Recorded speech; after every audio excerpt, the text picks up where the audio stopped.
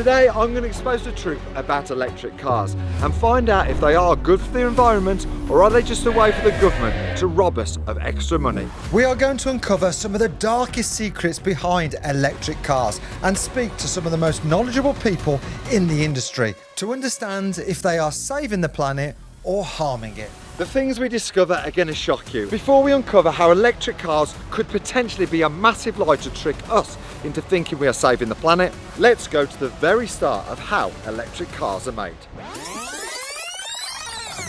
The one obvious thing about electric cars is, unfortunately, there is no engine. They are powered by a battery. But these batteries, they hide some dark secrets that the big companies do not want us to know about. A battery is made up of many materials, but the most controversial one is cobalt. Cobalt is rare, very rare. It's that precious and valuable, it's been nicknamed the new gold. This rare cobalt element is paramount in the production of the electric car battery. But where this cobalt comes from is far from the life that me and you are used to. It is mined here, the Democratic Republic of the Congo, the second largest country in Africa. And the mining they use to extract this mineral has a very dark side. Throughout the whole history of slavery, never in human history has there been more suffering that generated more profit and was linked to the lives of more people around the world than what's happening in the Congo right now. With this new demand, there is some big companies who have set up businesses mining in the Congo. And they have guidelines and safety criteria to follow under ESG rules. But Congo has no welfare state, no employment benefits, no healthcare and no free schooling. So with desperation and poverty looming, poor families have turned to attempting to extract their own cobalt. This used to be the kitchen in somebody's house. It's now the entrance to a tunnel that goes deep underground. They are DIY mining, with no rules, risking their lives to put food on the table. And inevitably the whole family are digging to make ends meet, including the children. This is one of the thousands of unregulated, unmonitored mines in the DRC. It's crawling with children, working like modern-day slaves. Although one of the poorest countries on earth, DRC is rich in minerals. And cobalt, when inhaled, is extremely poisonous. And these DIY miners expose themselves to that day after day, week after week, and we are still too early to see the long-term health damage that may cause. Once out of the ground, the cobalt is sent to factories across the world for battery manufacturing, and those batteries are fitted to the big car manufacturers' new green cars. But there is a genuine cost of human life here. Our UK government has ruled that by 2035, the only new cars that you will be allowed to buy in the UK are electric. And the increasing government targets and deadlines is only increasing to the cobalt demand. But it gets worse. One of the main reasons for an electric car is because it's good for the environment. But is that actually the case? Shockingly, the CO2 footprint to manufacture an electric car is about double of a petrol equivalent. So initially, it is way worse for the environment. Over the vehicle's lifetime, eventually a battery-powered car does tend to have a lower carbon footprint. But calculating when the electric car actually becomes overall greener is nearly impossible, as it depends on many variable factors, like the battery range of the cars. Do you charge it using green renewable electricity? How many miles do you drive it a year? And even down to how aggressively you hit that accelerator pedal. Trying to calculate when we cross that payback line is impossible because of all the different variants. But it's not weeks and it's not months, it's years. Now, I know it's definitely no secret that electric cars aren't as good for the environment as we all initially thought. But at least up to 2035, we can still make our own minds up and choose if we buy petrol or electric powered cars. But it turns out that is not completely the case. In the last few years, the UK has seen a huge spike in sales of electric cars. You can't go down the road without seeing a white Tesla. So we're heading to a dealership to see how easy it is to buy an electric car and to understand why high-earning business owners are buying these cars. Just wanted to talk about electric. own a business, so director. Yeah, depending on your company and the accountants, you get a way right down on the vehicle, obviously. Right. But you as a personal driver, your BIK would be minimum on a zero. You've got to be a zero emissions vehicle. So that would be an electric car? Yeah, just full electric, yeah. Okay. So yeah, you could be driving a £70,000-80,000 car for £140-150 a month. So if you are a business owner and you want a company car, if you choose electric, it works out a lot cheaper. But how much less? And why is that so important? Well, we went to see a fellow Redditcher, my mate Sal, and he is an accountant. Essentially, the company owns a car. Yes. You get to use the car. At night times, weekends. Weekends, whatever. The tax man is saying, you're getting the use of a car, what am I getting? Nothing. I want You've something. already had enough. Well, Oh no, it's not real, is it? he wants a bit more. So he says, if it's an electric car, I'll take £100,000 car, I'm going to have off you £1,200 in your personal tax return. If it's a petrol car, I'm going to have close to £15,000 off you for you using that car. And this is what is called benefit in kind tax. That's massive. Massive difference. It's a no-brainer. The government are giving incentive to switch people to electric cars over gasoline. 37% less benefit in kind. Happy days. Up to £3,700 discount off a new car. We all love a deal. Extremely low road tax. No one likes paying taxes. No ULEZ for now. Now these incentives are great and they're making us buy a brand new car. But the average price of a brand spanking Lecky car is a whopping £46,000, which obviously most people cannot afford. And this is where the government's green incentives turn a little grey. As for every new electric car you buy, the government add and pocket 20% of the car costs, as they charge us VAT on all of these new cars. And also these incentives that we are offered only actually work in the short term, as when we come to sell these cars, everyone is buying a new one. So the used car market has crashed badly. And who takes that depreciation? It's all on us. And there is also a much bigger pot of gold in the road tax and ULEZ. Now let's start with road tax. They have given discounts to electric cars on the road tax, but that's only 5% of the cars around us. But that's clever, because that means the government can increase the tax on the other 95% of us, which are gasoline guzzlers, which obviously is most of us. But the big one is ULEZ. 57,000 petrol and diesel cars drive into the central London low emission zones every day. And because our government are so green and this isn't about money, they all pay £12.50 fine to the government called a ULEZ charge. That's £715,000 a day. So each year, our very green government have created a tax revenue of £260 million. A government cannot physically force you to sell your petrol car and buy an electric one, but you may have no choice. They control everything through taxes, and they use tax as a weapon to get what they want, because they increase it until we're forced to change. What will they do to make us petrol heads change? Even more increases on car tax, huge fuel levies, maybe even buying a petrol car will have increased taxes. Meaning to drive a petrol car, you're going to have a significant amount of money. Meaning for everyday people, it will simply make no sense to own a petrol car.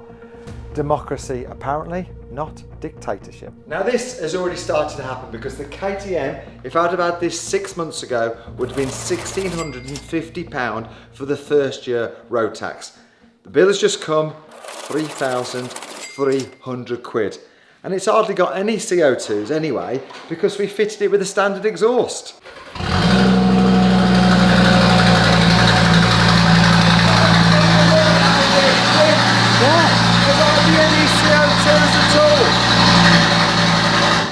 All joking aside though, with the government here, is this about saving the planet, or is it about getting extra taxes? But as we're about to find out, the government are not the only ones potentially maximising profits. There are huge corporations taking massive advantage of the new wave of green electric cars. I've been an electrician for over 20 years. I started off just working in the general electrical sort of industry, and then I saw a massive opportunity to install EV charging points. And did that work? No. With the likes of Octopus, I simply cannot compete on the cost that they're installing these electric vehicle charging points in. This is because Octopus also sell energy, so they can slash the prices of the install. Because when they fit your discounted charger, you switch their energy package, so they make their profit every day on the electricity that you use. So this gives the independent fitter like Adam absolutely no chance to compete. There is also some other concerning cost-saving strategies. They're also, how true this is, I can't verify for sure, but I do know that they use engineers to install electric vehicle charging points, and an engineer doesn't necessarily mean a qualified electrician. So crazily, the people who have been employed to fit these dangerously high-powered charging points do not have to be fully qualified electricians. So would you let Octopus fit your charger? No. Would you like them to fit my charger?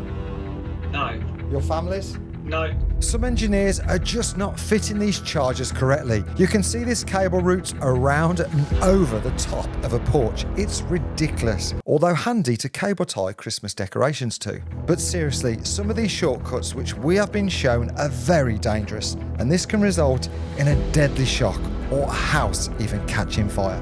The standards are being lowered to get more fitted faster. And this is because the skilled individuals like Adam are being pushed out. Some of the guys that I know who have tried to focus their business on installing EV charging points for the renewable sector, and it just hasn't worked out. They've got to the stage now where they just can't pay their bills. So the big corporates are jumping in, and it's all about fitting as many as possible in a day. Speed over safety, because the government deadlines are guaranteeing big incomes. But what if I told you that the charger has another way to be more valuable to the corporate big companies? We spoke to Jamie, an expert in electrical energy monitoring, and he had some pretty interesting information. The BYD, Octopus are rolling out a deal with BYD, I don't know if you've seen it. They're going to give you a BYD car and free charging for £300 a month. In the T's and C's, you have to connect it to the charger 20 days a month for 12 hours a day minimum. They don't care about that car. They don't care about that electric. They don't care about anything. They care that they've got a load of electricity they can take and sell when it's expensive. So they'd be pulling that electric back out of their car's battery. So now your car is a massive battery power bank, a storage device for the big corporate electricity suppliers. Then they resell the power in your battery to others at peak rates at peak times. But there is more. The funny thing is, the interesting thing is, what's the charger do? Do you know? What is an EV charger? What does it actually do? Charge my car. It doesn't, the charger's in the car. It's just a power source, it's just a posh socket. The car says I'm here, and the charger puts the power on. So when the car's not there, the cable's dead. Yes. But other than that, apart from monitoring what you do, what your habits are, and all your personal information, a charger is just a posh socket. So that's inside a Zappi charger, which is a very popular charger, yeah? You've got the power coming in, you've got the power going out, you've got a couple of big relays there, which will switch it on and off. That's the cable that looks at how much power you're using, but it doesn't just look for itself, it looks for everything else. So you're paying £800 for this unit to spy on you, to gather that data. And when you buy it, they'll just say, do you allow us to get the data? And it's like, yeah. A shop I know that opened 3 days a week, they thought it was getting mischarged for electric, yeah? So I fitted this monitoring equipment on. This is the most basic graph you can get. And this is how predictable people are, yeah? It's quite simple. You see this little ripple down here? Yeah. That's the fridge. The fridge gets cold, the fridge gets hot, the fridge gets cold, the fridge gets hot. Then, you see there, they've opened up. You see that spike? That's because the first thing the guy does when he gets there is put the kettle on. And he does it on that day, he does it on that day, he does it on that day. So what's impressive about that is a man at work is only having 1 copper a day. That's who we No, need to be do you know employing. what? So if we look at 20 houses and go, they're using more when they cook, they've probably got covered. And then we could target advertising on Facebook and say, Is your oven door hot? Do you know when your oven door's hot, you're heating the room, not the food? But do you know our oven's got triple glazing on it? I know it sounds like I'm a massive conspiracy theorist, but I know this happens. Like, you find out people's habits, you identify what their problems are and what they need, and then you target advertising so they buy stuff. That's it. Everyone knows, like, if you talk about cat litter trays, you'll get cat litter tray adverts on your Facebook, won't you? That's probably because Alexa's listening to you. But I know for a fact that that data is being used. This modern day world can be scary. Our data is valuable and our personal information can be sold, and the electronics around us are listening and learning about our individual habits. And then our social media is targeted to sell us items that they know we need before we even know ourselves. And that data drives everything now, and that's what the EV charger is getting off you. I'm not totally against them, but they're not required to get all that data. So that data is worth money. That data's worth, that's what is the money. There's no money in electric, everything's data driven. And of course, when you look at the terms and conditions, which we all just scroll down and sign, we are agreeing for them to collect our data. And the evidence, well, this is pretty crazy. Octopus Energy have a sub-company called Kraken Tech. They have written software specifically for the energy sector, which has automated much of the supply chain. And that techie software side, well, that increased 483% of business, and it made a lovely £35 million worth of profit. Remember, this was supposed to be about saving the environment and making our world a better place for our children. Getting experts in like Jamie and Adam has really helped to expose the truth of these electric chargers. We only get access to these experts because of you guys. So if you are enjoying this and you want to see more, please hit that subscribe button because it really does help us, and it's absolutely free to do it. Right now, we have 1.6 million fully electric cars in the UK, but with incentives and impending deadline, that figure is gonna rocket to the tens of millions, which leads to the big concern I personally had before we started making this video. Right, nice to meet you. How are we doing, mate? You okay? Harvey, can you just explain exactly what you do? Yes, so I am a high voltage cable jointer and fitter. We cover the whole of the UK. So I work on a lot of 11 kV, 33, all the way up to 132. So basically, Harvey knows all you need to know about the UK's electricity supply infrastructure, and we've all heard that rumour. If we all plug in at the same time, can the network keep up? Or will we have a nationwide blackout? Is that a real thing which could happen? Is this going to be ready so that we all drive around in electric cars? So in the ground at the moment is a lot of your LV cables, but what you find is your LV cables are all connected to kind of your big green boxes, and they are your substations where you've got an 11 kV in and then an LV going out. The LV is what supplies everyone on the houses. And is that big enough? No. And is the 11 kV coming out there big enough? No. So a lot of what you find is, obviously it's completely different in areas. So different areas you'll have different DNOs, but in those areas there's a lot of, for example, old oil cable, PIL and pie-cast. They are then getting ripped out and replaced for bigger. Are we talking about digging up? Yes, 100%. A complete upgrade. Massive. So we've got to literally dig up every street? We're talking millions and millions in infrastructure. What, in 5 years? It's not going to happen. In 5 years' time, it's just not possible. Which do you think's harder, the moon landing or electric cars by 2030? Definitely electric cars by 2030. Unless we plug into the moon. So it seems like our infrastructure, the cables we can't see, aren't big enough to supply if we all had these new electric cars. But when they want you to buy your electric cars, it's green. It's not as green as they make out. Say the 100% electricity gets made a year, everyone's bill says green electricity. That's because out of the 100%, 20% of it, 30% of it's green, yeah? We sell that to houses so we can say that.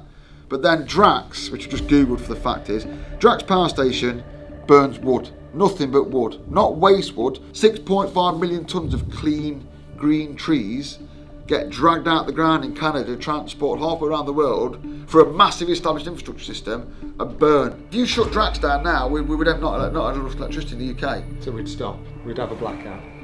You start to get blackouts, but that's happening anyway. That's why we have peaking plants. You can look around here, these peaking plants. So there's a lot of peaking plants all over the UK, yeah? They are V12 engines And I'm talking like, I used to work this trade, yeah? Sites, brownfield sites, just full of containers, like up to 30 we used to have.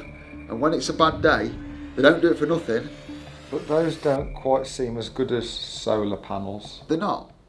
They're open circuit gas engines. They're the worst, most uneconomical thing you can get. So it sounds like there is still a lot of work to get our infrastructure updated and ready for the impending change in 2035, Electric Car Day. Is it likely, or is it even possible? It also sounds like the electricity that we are using isn't as green as we thought it was, and we are going to need way more of it. So are there any alternatives to save this planet?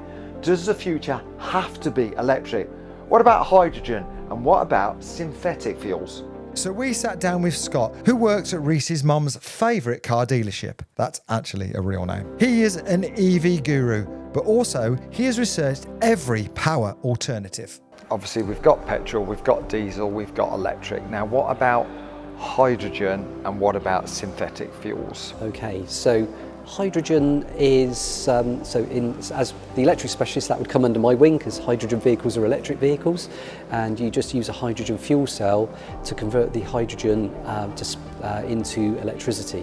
So the biggest issue with that is infrastructure, and we've got 40,500 charging points in the UK, yet there's only about 6 hydrogen filling stations. 6? About 6. So there would need to be a huge rollout of hydrogen infrastructure, and the way that we usually produce hydrogen is by burning natural gas. So it's not a green fuel. Now you can make hydrogen using electricity through a process called electrolysis, but it takes lots and lots of green electricity. So we're using electric either way? Yeah. And what about synthetic fuels? So synthetic fuels, there's a couple of ways they do it. They use lots and lots of spare renewable energy to make hydrogen, so step one. So we've gone electric first, then hydrogen. Yep. And then the good thing is you impregnate the hydrogen with CO2 out of the atmosphere, and then you refine it into gasoline. So it's 3 times more efficient to put green electricity into a battery than it is to run a green hydrogen car, and it's 6 times more efficient to use the green electricity to run a car with a battery than it is to make fossil fuels with it. Wow. So the reality is we are heading towards a country of electric cars. And of course there is a lot of people who want them, but for many of them that's just simply not possible. Right, we've come to the centre of Birmingham. Now, not everybody has this luxury, a driveway, off-street parking, which you could potentially put a charger point in there. Right, come to this side of the road, and this is the big problem.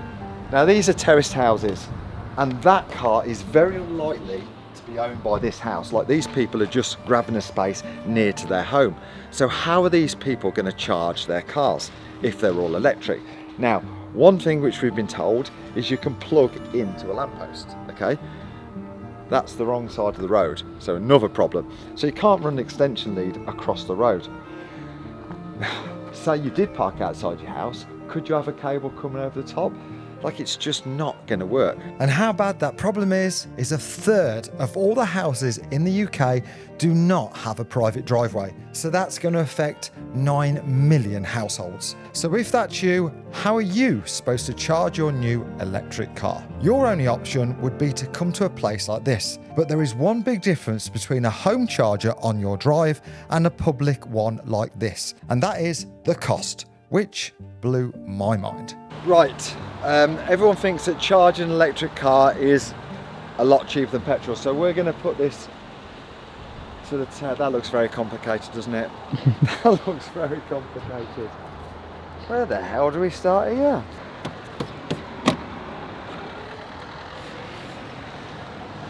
Just plug it in or what?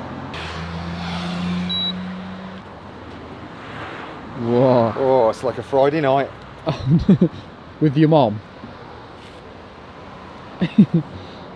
Can't be your mum because there's only one lead. Ah, lovely. That was easy. Oh, it's going. Okay. 5%. Right, so we've started on 17 miles of range. So we're going to see exactly how many miles we get compared to how much money it costs to use the electric charger thing at McDonald's. I need the toilet. Well, you've got plenty of time for that. And we can have a 4-course meal in McDonald's. All joking aside though, if you live in a terrace house and you don't have a charger at work, this is the only option. Sit, wait, Another hour to kill. and wait. Can you judge who's the best calorie? Yeah. Well, because of the amount of which has been completed, because no offence, yours might be a lot tidier, but you've hardly done anything. I'm going to send you the winner. Yeah. And wait a bit more.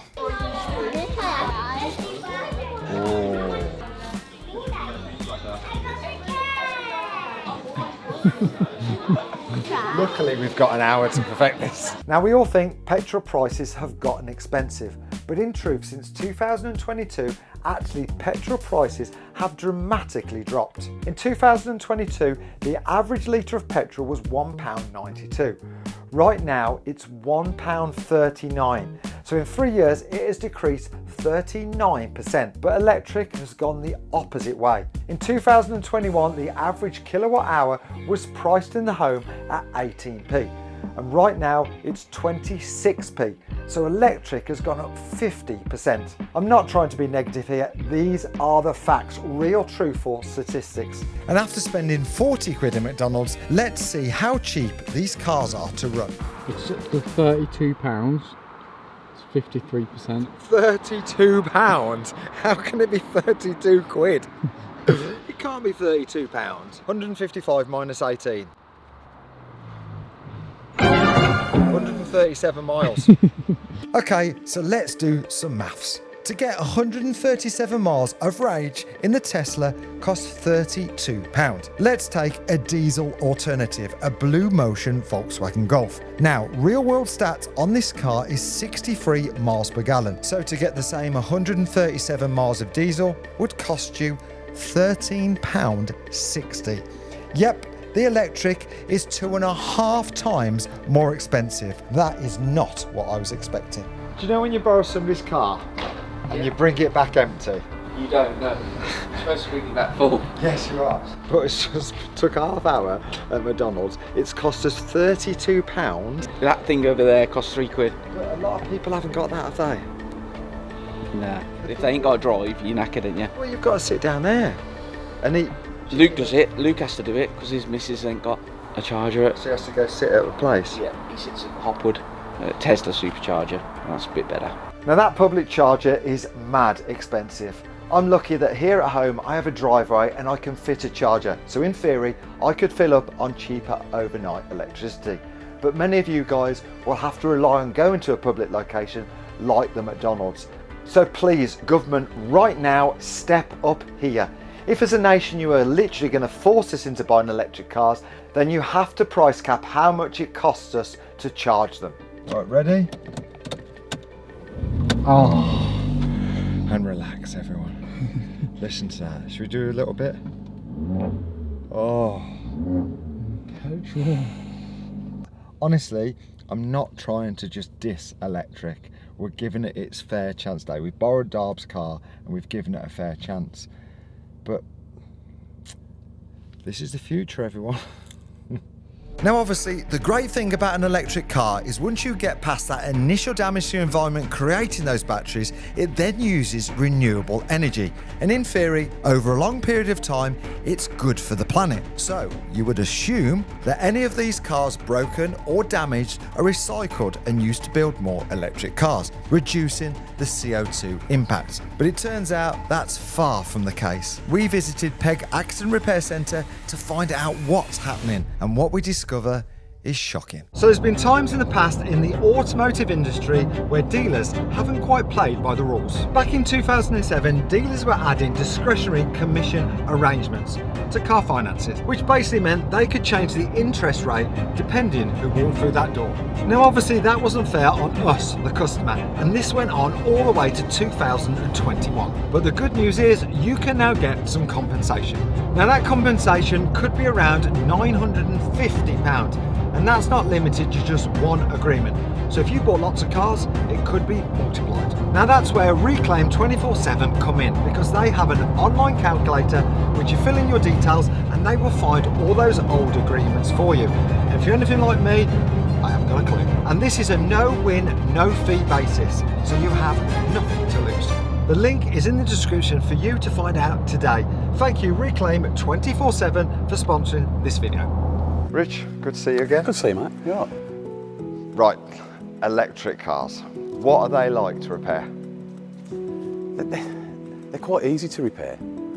They're the same as normal vehicles, as long as they're shut down properly when you first get the vehicle in, and you inspect underneath and make sure that the under trail, the battery, isn't damaged. So that car is now damaged. Yep. What can your guys not sort it out? No, because that's a training, IMI training level 4 hybrid, where you have to change the cells in a vehicle's battery. We're not down that road yet. We're all IMI level 3 trained, but not to replace fuel cells. Who can repair that battery? I don't know anybody who can repair batteries. No body shop? No. No. How long have you been repairing battery cars in this workshop? 8 years. So in 8 years, we've still not got a solution? I've not come across it yet. So, if a battery is damaged, even a dent or a nick, then they are not being repaired. They are being changed and the old one is scrapped. As an industry, we are sustainable. We have to be sustainable. And that just goes against the grain, hugely. We need to recycle. Here's our battery, yeah? In the most lowest part of the car. It's so vulnerable where it is. Yeah, it is. And I can feel like that aluminium is literally resting against the battery. Even if you jacked it up at the wrong point. And that happens in all the tyre garages in the country. So that could be a written off car just because of an incorrect jacking point? Yes. We've had cars arrive on site that have been forklifted by a salvage agent, dropped onto the truck, and been delivered here with damaged batteries. So that car was crashed, there was nothing wrong with the battery. It's been transported, it comes here, and then it's written off. Yeah, it can be. So that one was aluminium, what we got under here? So this is like a more expensive car? This is £65,000 car.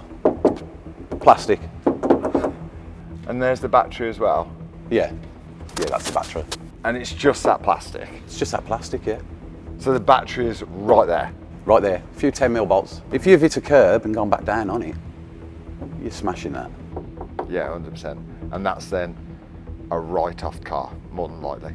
Yeah. How does this make sense? We know the CO2 footprint to manufacture these batteries is huge, so surely not throwing them away is the utmost importance. Yet nearly a decade of these cars being about, everyone which is damaged goes to landfill. Right, we have found for sale on Auto Trader a Porsche Taycan, beautiful car. Unfortunately it's 5 years old and it's now worth 33 grand. Don't shoot the messenger. Now let's see how much it is to replace that battery if we have a dent, a scuff, or it comes here and they load it incorrectly, or has a tyre change and is jacked up wrong. Oh my gosh, oh my gosh. That's £200 difference to what the car's for sale at. I hope nobody's jacked it up and put a tyre on it. That's a car which is $33,500 to buy and has a replacement battery cost of $33,200. That might be in for a £2,000 bumper repair, and you're 33 grand deep. That's mad. Yeah. The electric cars are the future. Welcome to the future, everyone. Don't crash. It's the future. Reese, never buy an electric car. We already know it takes years and tens of thousands of miles for the electric cars to eventually go greener on the CO2 footprint. But if there's even a small dent on that battery, it sets the numbers going again. And this also costs us all money with our old, very expensive friend, car insurance. Claims for these repairs, well, less repairs, more replace, are so expensive that affects all of our insurance premiums. What happens if you can get that battery out and you can swap it for another one? Are those batteries available? They can be, but you can wait months. You could possibly wait a couple of weeks for a battery. Whoever's supplied the battery, it will be a surcharge on it. So the old battery would go to the manufacturer. But this definitely doesn't always happen. Hello, Matthew.